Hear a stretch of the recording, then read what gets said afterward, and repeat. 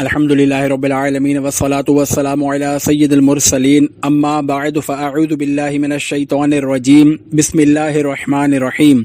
खुशू ऐं खुज़ू वारी नमाज दुआए अत्तार या अल्लाह पाक जेको भी मुकम्मल रिसालो खुशू ऐं खुज़ू वारी नमाज पढ़ी या ॿुधी वठे उनखे सजदनि जूं लज़्ज़तूं अता फ़रमाए, उन जूं तमामु नमाज़ूं क़बूल कर ऐं उनखे ॿिन्ही जहान जूं भलायूं नसीब फ़रमाए। आमीन बिजाहि नबील अमीन सल्लल्लाहु तआला अलैहि वसल्लम। दुरूद शरीफ़ जी फ़ज़ीलत। क़यामत जे ॾींहुं कंहिं मुसलमान जी नेकियूं मीज़ान में हल्कियूं थी वेंदियूं त गुनाहगारनि जी शफ़ाअत फ़रमाइण वारा प्यारा आका सल्लल्लाहु तआला अलैहि वसल्लम हिकु परचो पाण वटां कढी नेकियुनि जे पुड़ में रखी छॾींदा त उन सां नेकियुनि जो पुड़ वज़नी थी वेंदो। उहो अर्ज़ु कंदो, मुंहिंजा वालिदैन अव्हां ते क़ुर्बान, अव्हां केरु आहियो? हुज़ूर सल्लल्लाहु तआला अलैहि वसल्लम फ़रमाईंदा, मां तुंहिंजो नबी मुहम्मद सल्लल्लाहु तआला अलैहि वसल्लम आहियां ऐं हीउ तुंहिंजो उहो दुरूद आहे जेको तो मूं ते मोकिलियो हो। सल्लू अलल हबीब सल्लल्लाहु तआला अला मुहम्मद व आलिहि व सहाबिहि व बारक वसल्लम। खुशू जी तारीफ़। खुशू जी माना आहे दिल जो फ़ेल ऐं ज़ाहिरी उज़वन यानी हथनि पेरनि जो अमल। दिल जो फ़ेल यानी अल्लाह पाक जी अज़मत पेश नज़र हुजे, दुनिया खां तवजो हटियल हुजे ऐं नमाज में दिलि लॻल हुजे, ऐं ज़ाहिरी उज़वन जो अमल यानी सुकून सां बीठल रहे, हेॾां होॾां न ॾिसे, पंहिंजे जिस्म ऐं कपिड़नि सां न खेॾे ऐं को फुज़ूल ऐं बेकार कमु न करे। नमाज में ख़ुशू मुस्तहब आहे। अल्लामा बदरुद्दीन आइनी रहमतुल्लाह अलैह फ़रमाइनि था, नमाज में ख़ुशू मुस्तहब आहे। मुंहिंजा आका आला हज़रत रहमतुल्लाह अलैह लिखनि था, नमाज जो कमाल, नमाज जो नूर, नमाज जी ख़ूबी फ़हम ऐं सोच वीचार ऐं हुज़ूर क़ल्ब यानी ख़ुशू ते आहे। मतिलबु इहो त आला दर्जे जी नमाज उहा आहे जेका ख़ुशू सां अदा कई वञे। अल्लाह करीम सिपारे अरिड़हं सूरतुल मुमिनून जी आयत नंबर 1 ऐं 2 में इरशाद फ़रमाए थो, क़द अफ़लहल मुमिनून अल्लज़ीना हुम फ़ी स्वलातिहिम ख़ाशिऊन। तर्जुमो कंज़ुल ईमान, बेशक मुराद के पता ईमान वारा जेके पंहिंजी नमाज में आजिज़ी ऐं ज़ारी कनि था। तफ़सीर सिरातुल जिनान जिल्द 6 सफ़े 494 ते आहे। हिन आयत में ईमान वारनि खे बिशारत यानी ख़ुशख़बरी ॾिनी वई आहे त बेशक उहे अल्लाह पाक जे फज़ल सां पंहिंजे मक़सद में कामयाब थी विया ऐं हमेशह लाइ जन्नत में दाख़िल थी हर नापसंदीदा शइ खां नजात माणींदा। तफ़सीर कबीर जिल्द 8 सफ़ो 258। वधीक सफ़े 496 ते आहे, ईमान वारा ख़ुशू ऐं खुज़ू सां नमाज़ अदा कंदा आहिनि उन वक़्तु उन जे दिलुनि में अल्लाह करीम जो ख़ौफ़ हूंदो आहे ऐं उन्हनि जा उज़वा बीठल पुरसुकून हूंदा आहिनि। बाहि लॻी वई पर नमाज में मशगूल रहिया। ताबई बुज़ुर्ग हज़रत मुस्लिम बिन यसार रहमतुल्लाह अलैह एतिरे क़दर तवजो सां नमाज़ पढ़ंदा हुआ जो पंहिंजे चौधारी जे कुझु बि ख़बर न हूंदी हुई। हिकु भेरे नमाज में मशगूल हुआ त ओचितो संदसि वेझो बाहि लॻी वई पर खेसि एहसास ताईं न थियो एसि ताईं जो बाहि विसाई वई। अल्लाह वालो की बातें जिल्द 2 सफ़ो 447। 4 मुख़्तसर हिकायतूं। हिकायत 1। सहाबिया उम्मुल मोमिनीन तमाम मुसलमाननि जी प्यारी अमड़ साइण हज़रत बीबी आयशा सिद्दीक़ा रदी अल्लाह अन्हा फ़रमाइनि थियूं, सरकार मदीना सल्लल्लाहु तआला अलैहि वसल्लम असां सां ऐं असां पाण सां गुफ्तगू करे रहिया हूंदा हुआसीं, पर जॾहिं नमाज जो वक़्तु थींदो हो त असां ईअं थी वेंदा हुआसीं ॼण पाण करीम सल्लल्लाहु तआला अलैहि वसल्लम न असांखे सुञाणींदा हुजनि ऐं न असां संदन खे सुञाणींदा हुजूं। इहयाउल उलूम जिल्द 1 सफ़ो 205। हिकायत नंबर 2। अमीर मुमिनीन हज़रत सिद्दीक़ अकबर रदी अल्लाह अन्हु नमाज में ईअं हूंदा हुआ ॼण ज़मीन में लॻल किलो आहिनि। हिकायत नंबर 3। कुझु सहाबा कराम अलैहिम रिदवान रुकू में एतिरा पुरसुकून हूंदा हुआ जो उन्हनि ते झिरकियूं वेही रहंदियूं हुयूं ॼण उहे जमादात यानी बेसाह शयुनि मां आहिनि। हिकायत नंबर 4। कुझु सहाबा कराम अलैहिम रिदवान फ़रमाइनि था, क़यामत जे ॾींहुं माण्हू नमाज वारी हैअत यानी कैफ़ियत ते उथारिया वेंदा यानी नमाज में जंहिंखे जेतिरो इत्मिनान ऐं सुकून हासिल थींदो आहे उन ई मुताबिक़ उन जो हशर उथारियो वञणु थींदो। अल्लाह पाक अहिड़ी नमाज जी तरफ़ नज़र नाहे फ़रमाईंदो। अल्लाह पाक अहिड़ी नमाज़ ॾांहुं नज़र नाहे फ़रमाईंदो जंहिंमें मानो पंहिंजे जिस्म सां गॾु दिलि खे हाज़िर न करे। इहयाउल उलूम जिल्द 1 सफ़ो 470। नमाज में लुढ़क वहंदा रहंदा। हज़रत सईद तनूखी रहमतुल्लाह अलैह जॾहिं नमाज़ पढ़ंदा हुआ त एतिरे क़दुरु रोईंदा हुआ जो गलनि तां ॾाढ़ी ते मुसलसल लुड़क वहंदा रहंदा हुआ। नमाज़ में ज़ाहिरी ऐं बातिनी ख़ुशू कंहिंखे चवंदा आहिनि? नमाज़ में ख़ुशू ज़ाहिरी बि हूंदो आहे ऐं बातिनी बि। ज़ाहिरी ख़ुशू इहो आहे त नमाज़ जे आदाब जी मुकमल रिआयत कई वञे। मिसाल तौरु निगाह नमाज़ जी जाइ खां ॿाहिरि न वञे ऐं अखियुनि जे पासनि सां कंहिं तरफ़ न निहारे, आसमान ॾांहुं नज़र न खणे, को फुज़ूल ऐं बेकार कमु न करे, को कपिड़ो कुल्हनि ते अहिड़ी तरह न लटकाए जो उन जा ॿई किनारा लड़कियल हुजनि। हा, जेकॾहिं हिकु किनारो ॿिए कंध ते विझी छॾियो ऐं ॿियो किनारो लटकी रहियो आहे त हर्ज नाहे। आङुरियुनि मां ठकाव न कढे ऐं अहिड़े क़िस्म जी हरकतुनि खां रुकिजी वञे। बातिनी ख़ुशू इहो आहे त अल्लाह पाक जे अज़मत अखियुनि साम्हूं हुजे, दुनिया खां तवजो हटियल हुजे ऐं नमाज़ में दिलि लॻल हुजे। नमाज़ कीअं हुजणु घुरिजे? दावत इस्लामी जे मकतबतुल मदीना जे 63 सफ़नि ते किताब आदाबे दीन जे सफ़े 30 ते आहे, नमाज़ पढ़ण वारे खे घुरिजे त आजिज़ी ऐं ख़ुशू ऐं ख़ुज़ू वारी कैफ़ियत पैदा करे ऐं हुज़ूर क़ल्ब याने दिल जी तवज्जो सां नमाज़ पढ़े, वसवसनि खां बचण जी कोशिश करे, ज़ाहिरी ऐं बातिनी तौर ते तवज्जो सां नमाज़ पढ़े, तमामु उज़वा पुरसुकून रखे, निगाहूं हेठि रखे, क़याम में साॼो हथु खाॿे हथ ते रखे, तिलावत में ग़ौरो फ़िक्र करे, डिॼंदे ऐं ख़ौफ़ज़दा थी तकबीर चवे, ख़ुशू ऐं ख़ुज़ू सां रुकू ऐं सजदो करे, ताज़ीम ऐं तौक़ीर सां तस्बीह याने सुब्हान रब्बियल अज़ीम, सुब्हान रब्बियल अअला पढ़े ऐं तशहुद अहिड़ी तरह पढ़े जीअं अल्लाह पाक खे ॾिसी रहियो आहे। रहमत ख़ुदावंदी जी उम्मीद रखंदे सलाम फेरे, हिन ख़ौफ़ सां वापसि थिए जो ख़बर नाहे मुंहिंजी नमाज़ क़बूल बि थी आहे या न, ऐं रिज़ाए इलाही तलब करण जी कोशिश करे। हज़रत हातिम असम जी नमाज़ जो अंदाज़। हज़रत हातिम असम रहमतुल्लाह अलैह खां संदन नमाज़ जे बारे में पुछियो वियो त फ़रमायाऊं, जॾहिं नमाज़ जो वक़्तु थींदो आहे त मां पूरो वुज़ू कंदो आहियां, पोइ नमाज़ जी जॻह अची वेही रहंदो आहियां एसि ताईं जो मुंहिंजे बदन जा सभु उज़वा याने बदन जा समूरा हिसा पुरसुकून थी वेंदा आहिनि। पोइ नमाज़ लाइ बीहंदो आहियां ऐं काबा मुअज़्ज़मा खे पिंबड़ियुनि आईब्रोज़ जे साम्हूं पुल सिरात के क़दमनि जे हेठियां, जन्नत के साॼे हथ पासे ऐं जहन्नम के खाॿे हथ पासे, मलकुल मौत अलैहिस्सलाम के पंहिंजे पुठियां ख़्यालु कंदो आहियां ऐं उन नमाज़ खे पंहिंजी आख़िरी नमाज़ सम्झंदो आहियां। पोइ उम्मीद ऐं ख़ौफ़ वारी कैफ़ियत सां हक़ीक़ी तौर ते तकबीर तहरीमा चवंदो आहियां। क़ुरान करीम आहिस्ता आहिस्ता पढ़ंदो आहियां, रुकू आजिज़ी सां ऐं सजदो ख़ुशू सां कंदो आहियां। खाॿो लेफ्ट पेर विछाए उन ते वेहंदो आहियां, साॼो राइट पेर उभो कंदो आहियां। ख़ूब इख़लास सां कमु वठण जी बावजूदि इहो ई ख़ौफ़ रखंदो आहियां त ख़बर नाहे मुंहिंजी नमाज़ क़बूल थींदी या न। इहिया उल उलूम जिल्द 1 सफ़ो 206। अल्लाह रब्बुल इज़्ज़त जी उन्हनि ते रहमत हुजे ऐं उन्हनि जे सदक़े असांजी बेहिसाब मग़फ़िरत थिए। आमीन बिजाह ख़ातम नबिय्यीन सल्लल्लाहु तआला अलैहि वसल्लम। सल्लु अलल हबीब सल्लल्लाहु अला मुहम्मद। जन्नत वाजिब थी वेंदी आहे। हज़रत उक़बा बिन आमिर रज़ियल्लाहु अन्हु बयान कनि था, मूं अल्लाह पाक जे प्यारे हबीब सल्लल्लाहु तआला अलैहि वसल्लम खे ॾिठो त पाण करीम सल्लल्लाहु तआला अलैहि वसल्लम बीही करे माण्हुनि खे इहो इरशाद फ़रमाए रहिया हुआ, जेको मुसलमान चङी तरह वुज़ू करे, पोइ ज़ाहिर ऐं बातिन जी इत्मिनान सां 2 रकाअतूं अदा करे त उन लाइ जन्नत वाजिब थी वेंदी आहे। मुस्लिम सफ़ो 118 हदीस 553। जन्नत वाजिब थियण जो मतिलब।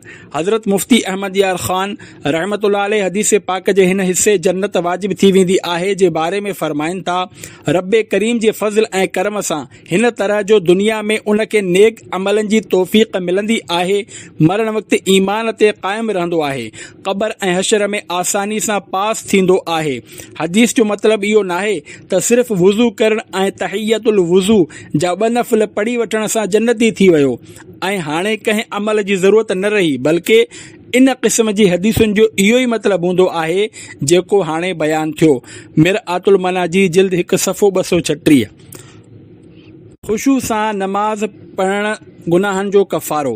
अमीरुल मोमिनीन हज़रत उस्मान बिन अफ़्फ़ान रज़ी अल्लाहु अन्हु बयान कनि था, मूं अल्लाह पाक जे प्यारे नबी सल्लल्लाहु तआला अलैहि वसल्लम खे इहो फरमाईंदे ॿुधो त जंहिं मुसलमान ते फ़र्ज़ नमाज़ जो वक़्तु अचे ऐं उहो चङी तरह वुज़ू करे ख़ुशू सां नमाज़ पढ़े ऐं सही तरीक़े सां रुकू करे त उहा नमाज़ उन जे अॻूणनि गुनाहनि जो कफ़ारो थी वेंदी आहे जेसिताईं उहो को कबीरा गुनाह न करे।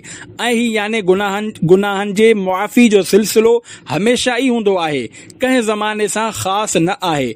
मुस्लिम सफ़ो 116 हदीस 543। रुकू मां मुराद हिते पूरी नमाज़ आहे। अल्लामा अब्दुल रऊफ़ मुनावी रहमतुल्लाह अलैह हिन हदीस पाक जे हवाले सां लिखनि था, रुकू मां मुराद नमाज़ जा तमाम अरकान आहिनि, याने हू नमाज़ जा समूरा रुकन सुठी तरह ऐं ख़ुशू सां अदा करे।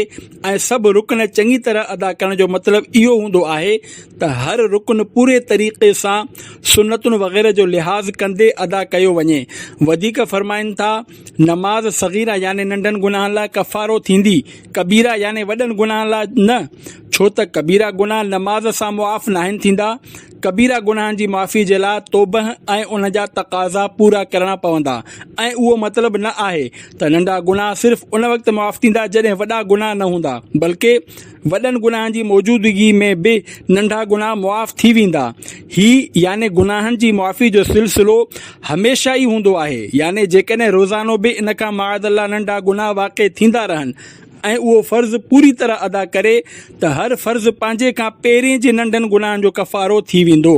अत-तयसीर जिल्द 2 सफ़ो 358। ॼाणी वाणी गुनाह करणु मुआफ़ी जा तलबगारो।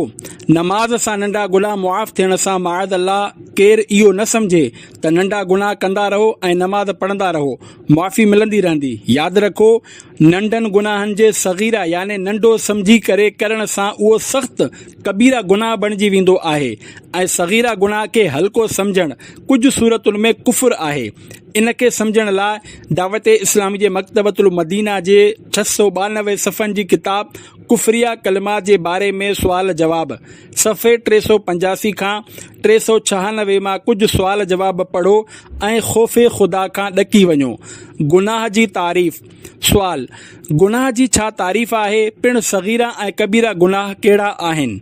जवाब, सदरुल अफ़ादिल हज़रत अल्लामा मौलाना सैयद मोहम्मद नईमुद्दीन मुराद आबादी रहमतुल्लाह अलैह फ़ी पारे 27 सूरतुन नज्म आयत नंबर 32 जे हिस्से अल्लज़ीना यजतनिबून कबाइरल इस्मि वल फ़वाहिश तर्जुमो कंज़ुल ईमान, उहे जेके वॾनि गुनाहनि ऐं बेहयाई खां बचंदा आहिनि। जे हवाले सां फरमाइनि था, गुनाह उहो अमल आहे जंहिंखे करण वारो अज़ाब जो मुस्तहक़ थिए। ऐं कुझु इल्म वारनि फरमायो त गुनाह उहो आहे जंहिंखे करण वारो सवाब खां महरूम थिए। कुझु जो कौल आहे नाजाइज़ कम करण खे गुनाह चइबो आहे। ख़ज़ाइनुल इरफ़ान सफ़ो 973। फ़क़ीह मिल्लत मुफ़्ती जलालुद्दीन अमजदी रहमतुल्लाह अलैह फरमाइनि था, कंहिं वाजिब जो हिकु भेरो छॾे ॾियणु गुनाह सगीरा याने नंढो गुनाह आहे, शर्त इहो त को शरई उज़ुर न हुजे, जीअं हिकु भेरो जमात जो छॾे ॾियणु या हिकु भेरो ॾाढ़ी कूड़ाइण वग़ैरह। ऐं गुनाह सगीरा जे इसरार सां गुनाह कबीरा याने वॾो गुनाह थी वेंदो आहे। शिरक ऐं कुफ़र ऐं हर हराम क़तई जो करणु गुनाह कबीरा आहे। ऐं कंहिं फ़र्ज़ क़तई जीअं नमाज, रोज़ो ऐं ज़कात वग़ैरह जो अदा न करणु बि गुनाह कबीरा आहे। वल्लाहु तआला आलम। फतावा फैज़ रसूल जिल्द 2 सफ़ो 510। गुनाह सगीरा ते इसरार जी माना। सुवाल, गुनाह सगीरा इसरार सां गुनाह कबीरा थी वेंदो आहे, इन में इसरार मां छा मुराद आहे? जवाब, इसरार जी माना आहे मज़बूत सां ॿधणु, मज़बूत थी वञणु, कंहिंसां अहिड़ो वाबस्ता थियणु जो उन खां जुदा न थी सघणु। तफ़सीर नईमी जिल्द 4 सफ़ो 193। गुनाह ते इसरार करण जी माना जे बारे में मुख़्तलिफ़ क़ौल आहिनि। हज़रत अल्लामा शेख अब्दुल हक़ मुहद्दिस देलवी रहमतुल्लाह अलैह फरमाइनि था, कुझु आलिमनि सगोरनि फरमायो त इसरार जी हद इहा आहे त गुनाह खे कई भेरा करे ऐं दिलि में बेख़ौफ़ी महसूस करे। फतावा शामी में आहे, इसरार जी हद उहा आहे त उहो गुनाह जी परवाह करण बग़ैर कई भेरा सगीरा यानी नंढे गुनाह खे करे। जेको गुनाह सगीरा कयो हुजे उन खां तौबह करण सां माण्हू इसरार खां ॿाहिरि निकिरी ईंदो आहे। जीअं त हज़रत अबू बकर सिद्दीक़ रज़ी अल्लाहु अन्हु खां रिवायत आहे त ताजदार मदीना सल्लल्लाहु तआला अलैहि वसल्लम जो फरमाने आली शान आहे, जंहिं शख़्स इस्तिग़फ़ार कयो उन पंहिंजे गुनाह ते इसरार न कयो तोड़े जो उहो ॾींहं में 70 भेरा गुनाह करे। अबू दाऊद जिल्द 2 सफ़ो 120 हदीस 15-14। हकीमुल उम्मत हज़रत मुफ्ती अहमद यार ख़ान नईमी रहमतुल्लाह अलैह हिन हदीस पाक जे बारे में फरमाइनि था, इहो शर्त आहे त तौबह जे वक़्तु गुनाह खां परे रहण जो पूरो इरादो हुजे ऐं जेकॾहिं तौबह जे वक़्तु ई उहो ख़्यालु आहे त गुनाह कंदो ई रहंदुसि त इहा तौबह न आहे बल्कि माअज़ल्लाह इस्लाम जो मज़ाक़ आहे। मिरातुल मनाजी जिल्द 3 सफ़ो 364। गुनाह खे हलाल सम्झणु। सुवाल, गुनाह खे हलाल सम्झणु कीअं? जवाब, कंहिं बि सगीरा या कबीरा यानी नंढे या वॾे गुनाह खे हलाल सम्झणु कुफ़र आहे जॾहिं त उन जो गुनाह हुअणु दलील क़तई यानी आयत क़ुरआनी या हदीस मुतवातिर या इजमाए उम्मत मां साबित हुजे। अहिड़ी तरह गुनाह खे हल्को सम्झणु बि कुफ़र आहे। ए अल्लाह पाक जे रहमत जा तलबगार इस्लामी भाइरो, ईमान जी हिफ़ाज़त जो फ़िक्र करियो। ख़ुदा न करे जो कुफ़र ते ख़ात्मो थी पियो त पोइ बर्बाद थी वेंदासीं। असांजा बुज़ुर्गान दीन रहमतुल्लाहि अलैहिम ईमान जी हिफ़ाज़त जो तमामु घणो फ़िक्र रखंदा हुआ। तंहिं करे 2 हिकायतूं मुलाज़ा फ़रमायो। नंबर 1, पोइ रोअण लॻा। हिकायत हज़रत हबीब अजमी रहमतुल्लाह अलैह फ़रमायो, जंहिं शख़्स जो ख़ात्मो ला इलाहा इल्लल्लाह कलमा तौहीद ते थींदो आहे उहो जन्नत में दाख़िल थींदो आहे। पोइ रोईंदे फरमायाऊं, केरु मुंहिंजे लाइ ज़मानत गारंटी ॾिए थो त मुंहिंजो ख़ात्मो ला इलाहा इल्लल्लाह ते थींदो। नंबर 2, हिकु शख़्स जहन्नम खां 1000 साल बाद निकिरंदो। हज़रत हसन बसरी रहमतुल्लाह अलैह फरमाईंदा हुआ, असां वटि ही ॻाल्हि पहुती आहे त हिकु शख़्स 1000 साल बाद जहन्नम मां निकिरंदो। पोइ फरमायो, काश उहो शख़्स मां हुजां हा, छो त जहन्नम खां उन जो निकिरणु यकीनी आहे यानी उन जो ईमान ते ख़ात्मो थियणु तय आहे। हज़रत शेख अब्दुल वहाब शाइरानी रहमतुल्लाह अलैह इहा हिकायत बयानु करण खां पोइ फरमाइनि था, ए भाउ पंहिंजे नफ़्स खे दुनियावी कमनि में सिर्फ़ शरीयत जे ज़रूरत मुताबिक़ मसरूफ़ रख। थी सघे थो त तोखे ग़फ़लत जी हालत में मौत अची वञे ऐं ईअं तोखे ॿिन्ही जहाननि में नुक़सानु खणणो पवे। वल इयाज़ु बिल्लाहि तआला। तंबीहुल मुग़तरीन सफ़ो 161। कुफ़रिया कलमा जे बारे में सुवाल जवाब जो मज़मून ख़त्म थियो। किथे किथे थोरो फ़र्क़ु कयो वियो आहे। खुदाया बुरे ख़ातिमे से बचाना, पढ़ूं कलमा जब निकले दम निकले। सल्लू अलल हबीब सल्लल्लाहु अलैहि मुहम्मद। मामे जी इनफरादी कोशिश। प्यारा प्यारा इस्लामी भाइरो, जहन्नम जे ख़ौफ़ वधाइण ऐं पाण खे गुनाहनि खां बचाइण जो ज़हन बणाइण लाइ आशिक़ान रसूल जी दीनी तहरीक दावत इस्लामी जे दीनी माहौल सां हरदम वाबस्ता रहो। अव्हां जी तरग़ीब लाइ हिकु दीनी बहार पेश कजे थी। जीअं त फैसलाबाद पंजाब जे हिकु इस्लामी भाउ दावत इस्लामी जे मुश्कबार दीनी माहौल सां वाबस्ता थियण खां पहिरियां ॾींहं ऐं राति गुनाहनि में गुज़ारींदो हो। माउ पीउ जी नाफ़रमानी करणु, उन जे दिलि ॾुखाइण, पाड़े वारनि खे तरह तरह सां तंग करणु, फिल्मूं ड्रामा ॾिसणु, गाना बाजा ॿुधण जो उन जो महबूब मशग़ूलो हो। बुरे दोस्तनि जी सोबत में रहण जे करे शराब, हीरोइन, मुख़्तलिफ़ नशनि जो आदी थी चुको हो। इन जी हिन हरकतुनि जी ख़बर जॾहिं उन जे मामे खे पई जेको दावत इस्लामी जे दीनी माहौल सां वाबस्ता हो, त उन खे घणो सम्झायो ऐं वॾी महबत सां इनफरादी कोशिश करे उन खे दावत इस्लामी जे हफ़्तेवार सुनतुनि भरे इज्तिमा में शिरकत ते राज़ी कयो ऐं पाण सां गॾु इज्तिमा में वठी आयो। इज्तिमा जे इख़्तिताम ते उन खे हथों हथ आशिक़ान रसूल सां राहे ख़ुदा जे सफ़र ते 3 ॾींहनि जे मदनी क़ाफ़िले में रवानो करे छॾियो। आशिक़ान रसूल जी सोबत जी बरकत सां उन्हनि 3 ॾींहनि में वुज़ू, गुस्ल, नमाज़ जो तरीक़ो ऐं घणो कुझु सिखण लाइ मिलियो। उन खे पंहिंजे गुनाहनि ते शर्मिंदगी थियण लॻी ऐं तौबह जी तौफ़ीक़ मिली वई।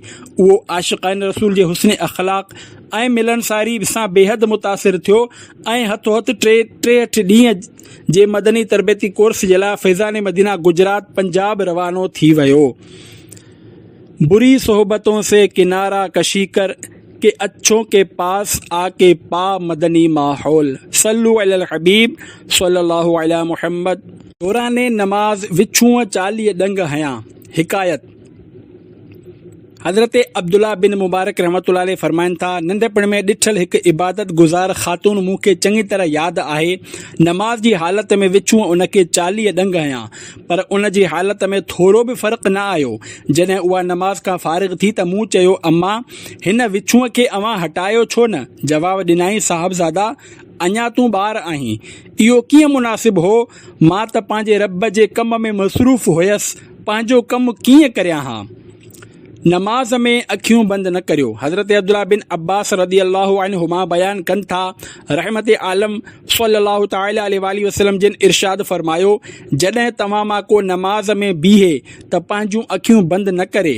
मुअज्जम कबीर जिल्द 11 सफ़ो 29 हदीस 10956। नमाज में अखियूं बंदि करण यहूदियुनि जो तरीक़ो आहे।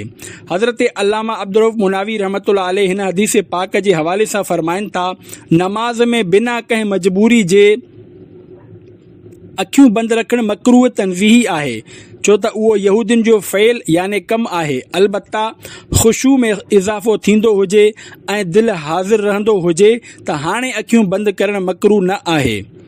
अखियूं बंदि करणु कॾहिं बहितर हूंदो आहे? बहारे शरीयत में आहे, नमाज में अखियूं बंदि रखणु मकरूह तंज़ीही आहे, पर जॾहिं खुलियल हुअण जे करे ख़ुशू न पैदा थिए त अखियूं बंदि करण में हर्ज नाहे, बल्कि बहितर आहे। नमाज में हेॾां होॾां ॾिसण जो मसइलो। नमाज में हेॾां होॾां चहिरो फेरे ॾिसणु मकरूह तहरीमी नाजाइज़ ऐं गुनाह आहे। पूरो चहिरो फिरी वियो हुजे या कुझु, ऐं जेकॾहिं मुंहुं न फेरे सिर्फ़ टिनि अखियुनि सां हेॾां होॾां बिना ज़रूरत जे ॾिसे त कराहत तंज़ीही आहे, ऐं कॾहिं कॾहिं कंहिं सही मक़सद सां हुजे त बिल्कुलु बि हर्ज नाहे। नमाज में निगाह आसमान जे तरफ़ खणण बि मकरूह तहरीमी नाजाइज़ ऐं गुनाह आहे। ॿार शरीय जिल्द 1 सफ़ो 626। अल्लाह खे ॼणो ॾिसी रहिया आहियो।